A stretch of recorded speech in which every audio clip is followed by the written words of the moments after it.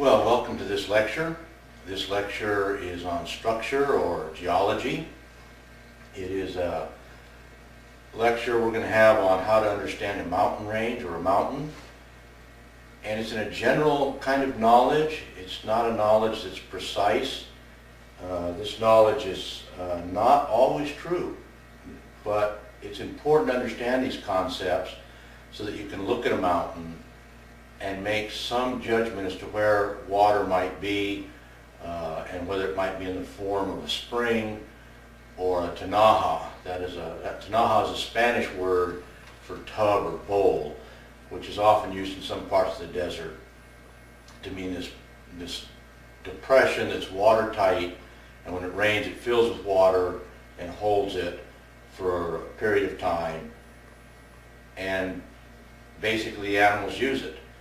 In other parts of the desert, this same phenomenon is called a water pocket, and it's the same thing. An erosion will cause a pocket or a depression in the rock and holds water, and the wildlife use it.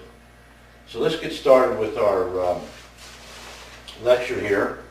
We're going to start with a fairly normal mountain, as we've talked about before. And this mountain is primarily made of stone. And of course we have all the runoff issues and so forth. And one of the first things we can discuss is if it rains, if we look at this top little piece of the mountain up here, make a contour line right up there, we only maybe have, let's say, an acre up there.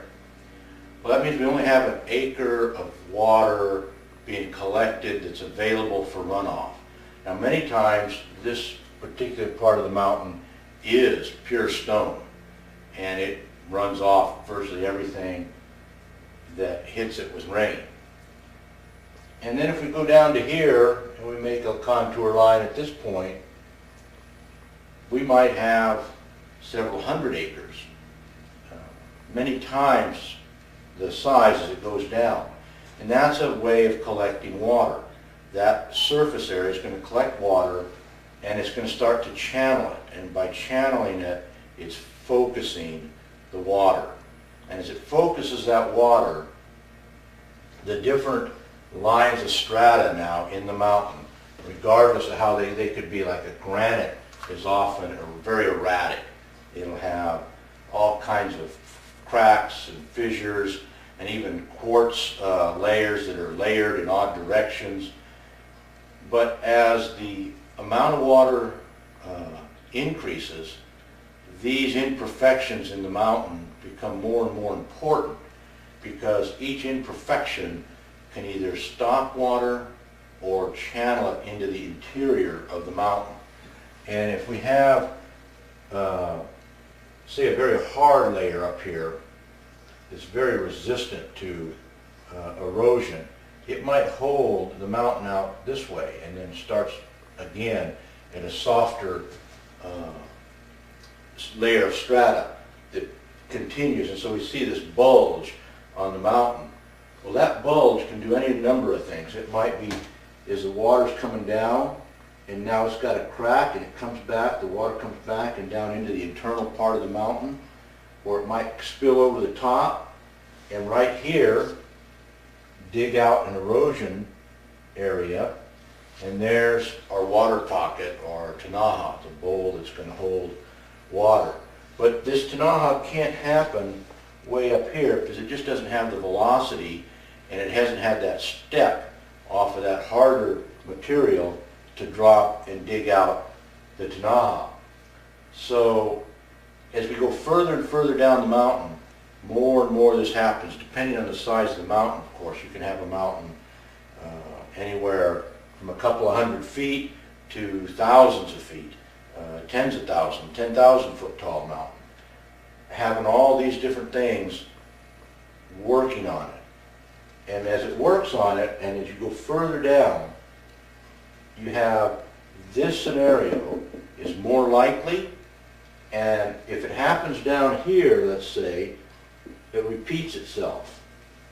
We have another hard layer of stone in the mountain and the same drop off to another soft piece of rock. Well, this one is far more likely to collect water and channel it into the internal parts of the mountain than it is up here, simply because this one's going to have more surface area collecting more water. So you almost never find a spring high up. That's because it hasn't collected the water and hasn't had as many chances, if you will, to get the right strata layer right, where it's soft or permeable or impermeable. You haven't had the odds get better as you go down. It's kind of a numbers game. And when you get up to a mountain and you're looking at it and you're saying, well, where should I look? You know, where can I find this kind of an action? Start looking at the various strata layers, look at the plant life. A lot of times, if you look at a mountain, say it's a range, and you say, you know, there's an increase right at this level of plant life. You look down the other end of the range, you might see those same layerings. Well, that's a clue where to look for water, whether it's a spring or it's an aha, it depends on what you're looking for. Now, once you get down here, you have another situation that begins to occur because you have more debris. In the cases of a mountain like 1,000 to 2,000, 5,000 foot tall mountain, this channel, if we have a channel cutting down through here, the canyon, gets to where it can actually move house-sized boulders. And when you're moving house-sized boulders, it's pounding and grinding its way down the canyon. It's taking out a lot of material, and it's taking it out relatively fast. And so you can move a boulder down here, whereas up here, you're lucky if you get a few grains of sand moving. So as you go down the canyon, most of the time or often, you get an increased rate of erosion. And so you end up, we could probably draw this with a little better situation. This mountain's pretty steep to kind of show that in drawing, but it would happen either way. Let's say we have a mountain like this. Now, the erosion is happening from, of course, the top to the bottom. But if we were looking sideways through the mountain, you can visualize that. This canyon would get deeper, steeper, steeper, steeper, steeper, steeper, like that. If you were looking, this is the edge, this is the top of the canyon, and as the erosion increases in the boulders, it starts cutting deeper and deeper into that bedrock of that mountain. And what it does when it does that, again, it's kind of a numbers game. As it cuts in, there's an increased likelihood that it's going to find the aquifer that's been starting up here at some layer up here. The runoff has, say, finally gotten back into the mountain here, and it's come along this mountain, this layer, and then it's found a crack, and now it's pouring down through here, and now it comes out here somewhere as a spring. Oftentimes, you'll find this spring in one of two manners. It'll either be right down the very center of the gorge, and it'll be, if it's a big enough mountain and a proper enough aquifer, you'll have a little creek that might only be 30 or 40 yards long, but it's right down the center. It's right down the center, and that's no accident. It's because that water is cut right down into that thing.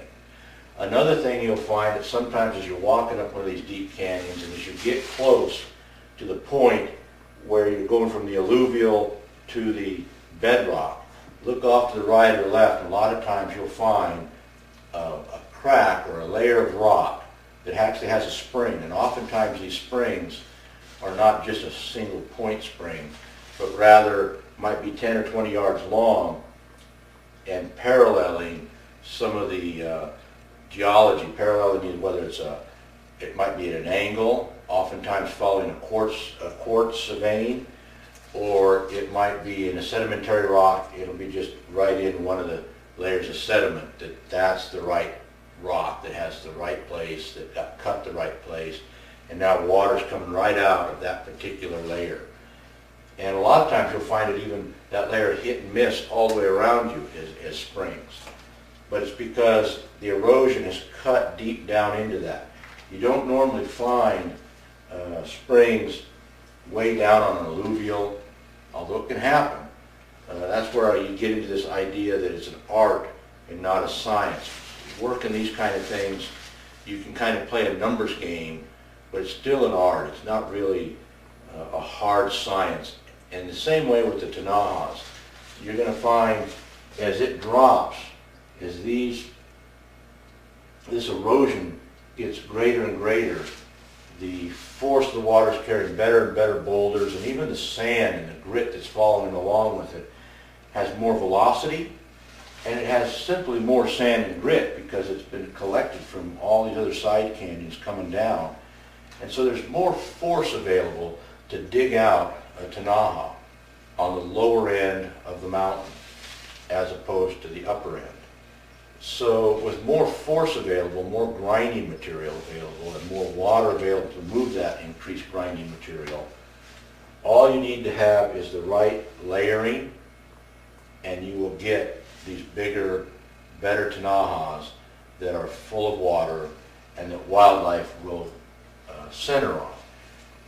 And bigger is better when it comes to Tanahas, both bigger and deeper. In the sun, if the Tanaha's out in the sun, it will evaporate as much as an inch a day. And that's assuming that it's absolutely watertight. It will still lose an inch a day in the summer, just from evaporation. So a Tanaha or a water pocket that's 30 inches deep, you can look at it and say, you know, if watertight, it will last about 30 days. So if something is 6 foot deep, that's 2 months. Well, that's like having water July and August.